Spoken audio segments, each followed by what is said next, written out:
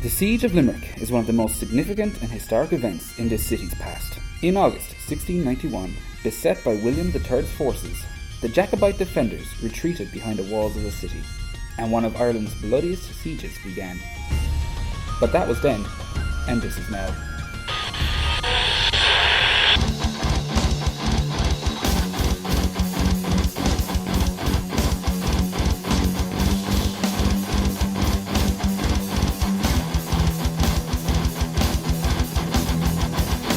Limerick City is home to Ireland's largest and most distinguished metal festival. Twice a year, during the Easter and October bank holiday weekends, hundreds of fans travel to Dolan's Warehouse to see some of the biggest names in Irish metal. During its 8-year reign, the Siege of Limerick has attracted a host of acclaimed international acts and continues to cultivate a reputation as one of the most sought-after gigs in Ireland. But where does this all begin? When I was quite young, when I was about 17, 18, I noticed that there was kind of a void in Limerick. It was kind of in that spot where a few kind of large venues in Limerick closed down and there was no gigs happening and there was kind of a lull, and me and two of my friends, Shane and Kieran, decided to start doing gigs. Bad Reputation Ireland, it comes from a Tin Lizzy song. Nobody's ever asked me that. It's a Tin Lizzy album, Bad Reputation. And Bad Reputation was taken, so we did call ourselves Bad Reputation Ireland. We're a collective, we're not for profit, we do it as a hobby. So it's me, Kieran Culhan, and a kind of member that's in and out, but I still very much count him as a member of Bad Rep, which is Shane, who lives in Cork. He hasn't been involved with us properly for about 5-6 years, but he's the person that got us initially sitting around the table. And what it became then is kind of because of all of us working in different guises over the years. I'm kind of at the helm of Bad Rep for the last 5 years, 5-6 years. It's going about 7 years.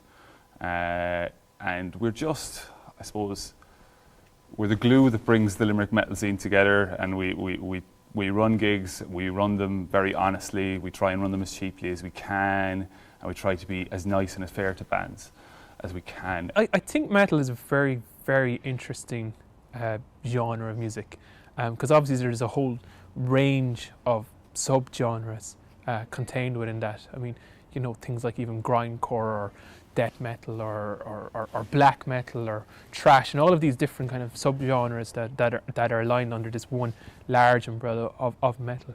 And I'm by no means an expert on metal, but I think what does make it different is that there seems to be a real collective identity where people identify themselves as metalers, and people go through, and again, drawn back in subcultural theory, it looks very much young people. But I find what's quite interesting about metal is it's not quite a lifestyle choice, but it is almost a life choice whereby people might become a metaler in their teenage years and they continue that on throughout their adult life. I think to look specifically at something like the Siege of Limerick, I think that obviously attracts quite a different audience to maybe a nightclub that plays commercial music. And you can see that's kind of articulated in a number of different ways. And I think you can certainly adapt subcultural theory to looking at metal music in general, because what you find is there is this kind of correlation between music, style and identity, whereby people who are into metal music tend to, often dress similarly. So before used to be a lot of leather jackets or denim jackets with patches and things like that, and black t-shirts and hoodies, long hair, facial hair sometimes as well. You're kind of you're fitting the stereotype a little here. So there's certain kind of clothing and expectations, and kind of non-conformist as well. And that's what you find in a lot of kind of subcultural or rebellious music activities, is that it is they are by their nature anti-mainstream, I suppose, and you can find that certainly in terms of metal music. The Siege isn't for and this, some people actually galls them, but I think it's great because it's a day out for a lot of the local Limerick. So we've got three crowds. We've got the people that come for the bands. We've got the bands themselves and their kind of entourage. and that the people that come to the bands would include the international contingent. Like there's about nearly 1/8 of the crowd is international now. Amazing, like. And then you've got the people that come for the crack, and I have no problem admitting that some people just come for the crack. Like, as in, I'm not elitist enough to think that everyone is going to be, oh, they need to like the metal bands, they can't be here if they don't like that band. No, as in, like, it's a great day out, and I want it to be a great day out in Limerick. And we've done it DIY, like, we haven't had support from, you know, the council, we haven't had support from, you know, tourist boards or anything like that. We didn't, City of Culture didn't even touch off us, you know, as in, like, and so much so that we kind of said City of Counterculture when we were doing our thing. I think what's really interesting, and I don't think people in Limerick in kind of higher powers, I'm talking like a council level or Chamber of Commerce's or whatnot, I don't think they recognise the economic benefits of something like the Siege of Limerick. Because if you go to the Siege of Limerick, you see that people are getting buses from Cork, Galway, Belfast, Dublin, and other places. They're spending money in Limerick City hotels and Limerick pubs, Limerick venues, obviously in the case of Dolan's. Even the towpath up the road is probably having like a hike and chicken rolls being sold on the day. So there is an actual real economic benefit to it.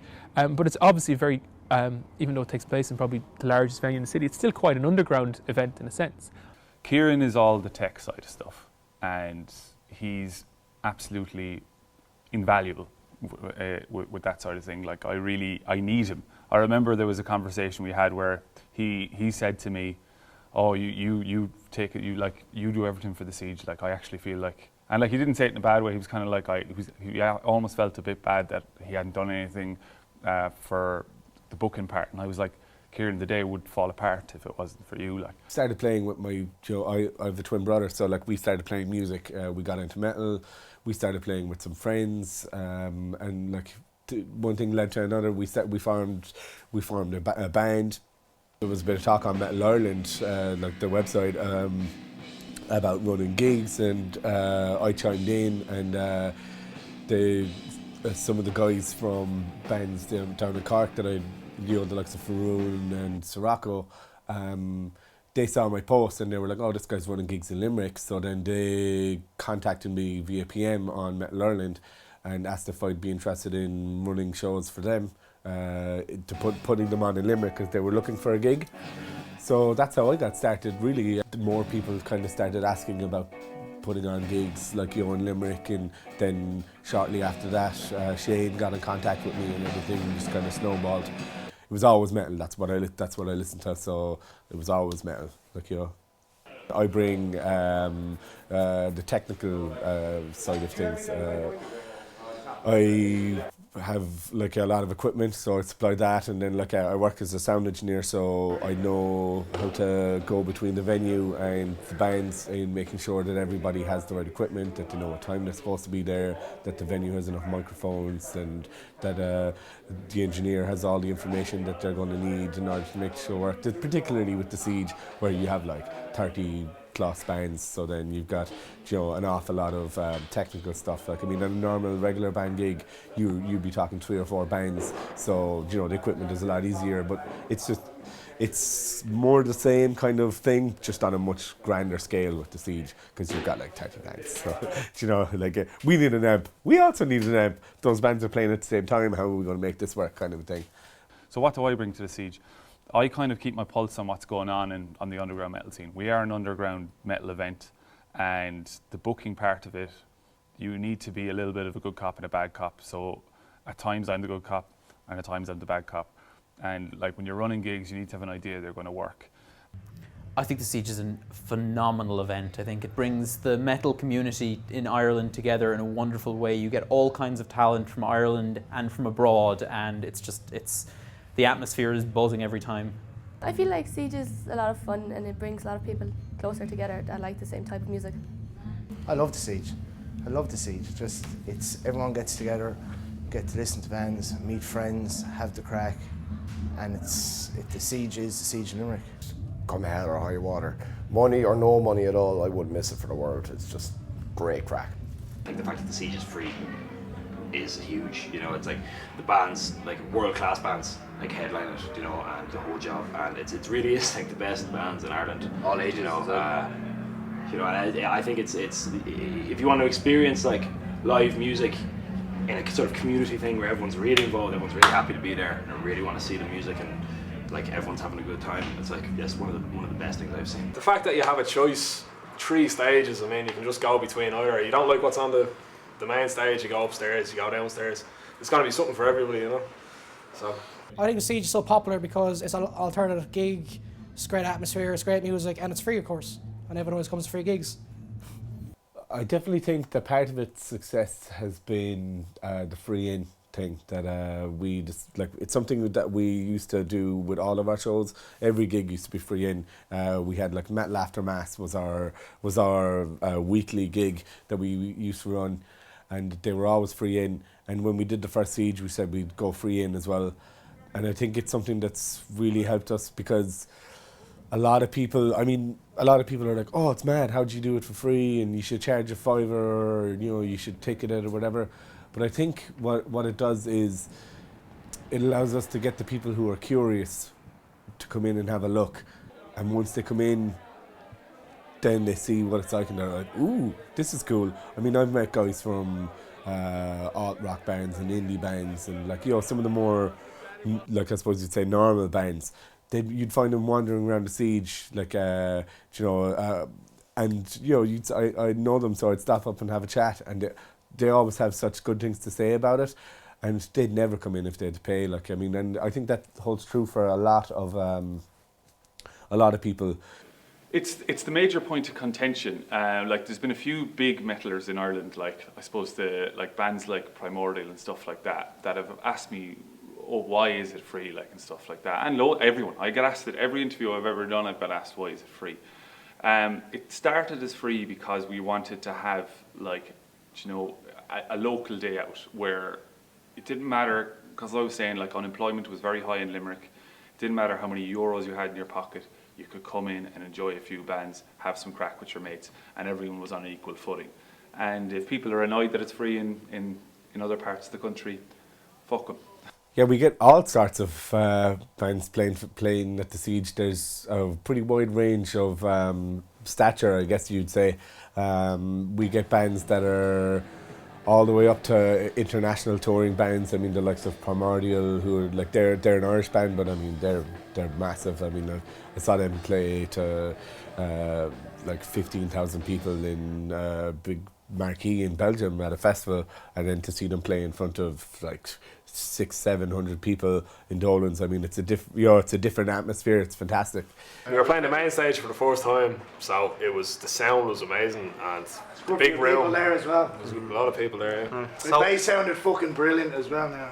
Oh yeah. Usually when I'm playing, it just sounds like muck for me, but it sounded absolutely deadly today. So. Says he looking after number one anyway. Yeah. Nah, it's deadly though. Like, you know, the fan. I don't know, not the fans. Wouldn't say that sounds real ridiculous. The punters. No, but the people that come here they seem to just be the best of people who like the music. Like, they actually are. It's like someone said to me, it's like the knocking stocking for metal or something like that. Yeah, people come really far and wide. Sounds like it, huh? To the Siege, so it's great. And you wanted to see Megaphone, they're good friends of ours. And Be not only like just to be here, but to be on the poster with those bands. You know what I mean? To be on the back of that T-shirt. It's amazing, you know. So yeah, we're delighted, you know, and we've been big metal fans, you know, a long time. So we're really happy to be involved. This is it. When it comes to metal and hard rock, there's nothing else. There's gigs on all over the country. There's nothing comes close to this. People don't get excited for. You have your likes of your Dublin Doom Days, Day of Darkness, you know, all these things that happened over the years. They were great, but they all fizzled out, because it all boils down to dollars. Simple as, you know, the fact that after these years that this Siege is still free entry is great help from Dolan's, of course, but it's down to the bad rep lads. They know how to run a good show. The Siege is the gig to get in the country. If you get asked, lucky enough to play the Siege, I think every band that plays it takes it extremely serious. It's a showcase as well, like, you know, as in, it's a big day for a showcase. Lots of bands contact us, they say, right, we've got a new CD, we want to launch it at the Siege. And I'm like, that's absolutely brilliant. And like, they send me a link, I listened to it and I said, yeah. And that's worked. Like, if you look at like a band like Rabbit Bitch of the North, they had an awful problem getting out of Belfast, you know, and the Siege was a gateway for them to the entirety of Ireland. Classic heavy metal's on the rise as in popularity, and they're a classic heavy metal band. And I think they shifted like €400 worth of merch at the last Siege. Like, as in, you know, that's amazing. Like a national band selling T-shirts to young people, to adults, CDs, everything like that, and they're building a new audience. Fantastic. I think at the last Siege we and this wasn't counting. This was pointed out to me by somebody else because we're not like an equal opportunities person. We just didn't know this. Apparently there was like 7 drummers, female drummers, represented out of the 30 bands. Like somebody pointed it out to me. I didn't do that on purpose. I didn't go, right, gender quotas have to not look like it's a load of men. I've never seen a negative reaction at the Siege to any bands really, and I actually, when there is female musicians on stage, I notice that there is a lot more cheering and clapping, and I think it's because it's shaking it up a bit, it's different, and you know, there is a girl in the band, because I think the people going to the Siege are all pretty progressive, modern, open-minded, equal, you know, and that's one of the reasons I love the Siege as well. Like, even going as someone who, I'd go down on my own to the Siege and I'd be quite happy if I didn't see anyone I particularly knew for a while. I'd still be quite happy to watch band and stuff like that. So when you have that kind of an atmosphere, you know, if there's, you know, female musicians around it, they're going to be encouraged, I think, more. Like, there won't be this kind of, well, let's see, is she any good, you know, this kind of thing. But I think it's like, oh, cool, there's a girl drummer, or there's a girl guitarist, and if the girl is a lead guitarist, the place goes mad then, because, you know, it's so unusual, and the people actually really, really yell and cheer and clap, and yeah. It's great. It's great. Great for drinking as well. Yeah, it's great for drinking. Great to see different bands. It's a long day, but yeah, you know, something different. It's good though. There aren't that many kind of alternative festivals in Ireland, so it's nice to do something different. As you can see for yourself, a lot of people turn up for this event, so there's a lot of people that love rock and heavy metal music, so I think that there is an industry in that, so I think that that's something that Limerick needs to focus on. The future of the Siege is we're going to continue doing what we're doing. There's been talks of trying to maybe expand it a small bit, but we don't want to completely change it. So a few exciting things planned for the next Siege, maybe for the first time a few American bands, and like, we're just a big lovely happy family of metalers, and people don't really get that, but we're probably a very sound bunch of people. Can't call yourself sound, can you? No, we're all right.